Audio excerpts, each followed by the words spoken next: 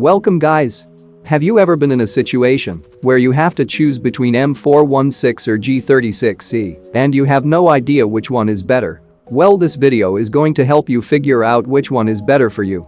So the M416 and G36C are very similar weapons and they have a lot of things in common. They both share the same amount of damage, and the rate of fire is also identical between M416 and G36C, and the bullet velocity is also the same, so the long-range sprays should be identical with both weapons. So what are the differences between M4 and G36C?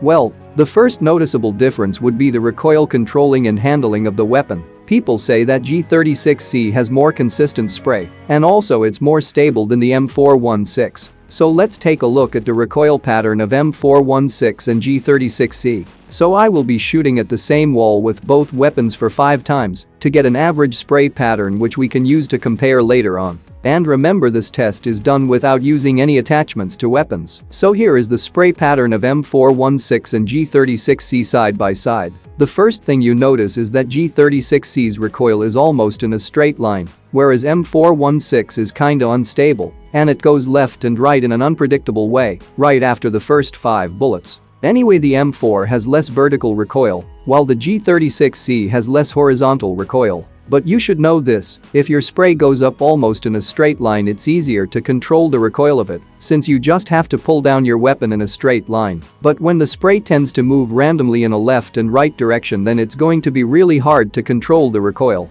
So the G36C has a big advantage in long-range fights due to its low horizontal recoil, and you can connect more of your shots with its crazy accuracy.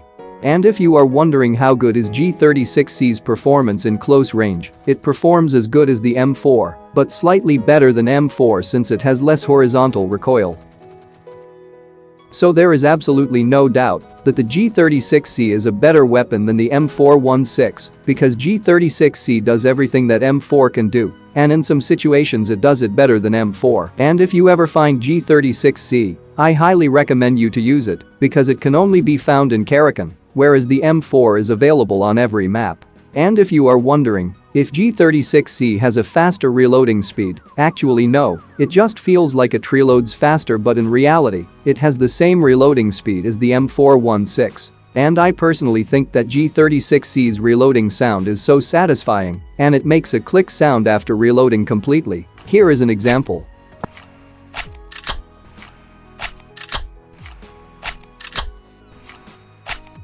Now M416 reloading sound. I would use G36C any day, just because of its reloading sound, which is so satisfying. It makes it look like it reloads faster. So which is the best grip for this weapon? Well, there is no such thing as the best grip, because every grip in this game has its own purpose and every player prefers different grips. So we need to go through all the grips to figure out which one will be better for you. Starting with the vertical grip, it reduces only the vertical recoil by about 15% and nothing else. Since G36C has a slightly higher vertical recoil, using this grip will fix the problem. And if you're using this weapon for the very first time, then I highly recommend you to use the vertical grip. And this grip can be used in all situations from close to mid and long range as well. Moving on to the angled grip, which reduces only the horizontal recoil by 15%, making the G36C have literally almost no horizontal recoil, and also increases the ADS speed slightly. So who should be using the angled grip? Everyone can use it. But you need to be aware that you need to drag your gun down really quickly, since vertical recoil is very high, and this grip can also be used for all the situations. Now to the half grip, which reduces both vertical and horizontal recoil, but it reduces the stability while firing, which could be a problem for few people because it makes the weapon jump a lot more than usual while firing. But it's not a bad grip since it reduces both vertical and horizontal recoil, and it can also be used for almost all the situations, but the weapon will be less stable with this grip, so beware.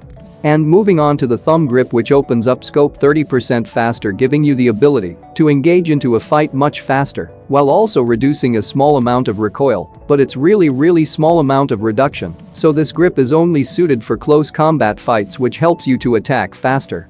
And now to the light grip. Some people say it's the best grip, and some people say it's the worst grip in this game, but it reduces the recoil recovery and stability of the weapon while firing, so somehow it reduces recoil, but by a very little amount, and it is mostly used with red dot to spray up to 100 meters to get the best accuracy of the weapon. I would say vertical and angled grip are the most popular with this weapon, but others are also good if you know how to use them properly. Anyway, that's all I got for this video. I hope you learned something new. If you did, hit the like button and subscribe for more upcoming videos like this, and see you guys in the next video. Enjoy my bot gameplay. We've lost track of time, don't know how to feel. I'm not sorry, I'm lost in your eyes. Are you even real? But don't you worry, for the one, no, I just wanna have some fun. So let's get drunk tonight, 'cause fuck how we feel. But for now, I won't give it all away, 'cause I don't think I'll stay. No, I can't be the only one who doesn't wanna fall in love. Doesn't wanna fall in love.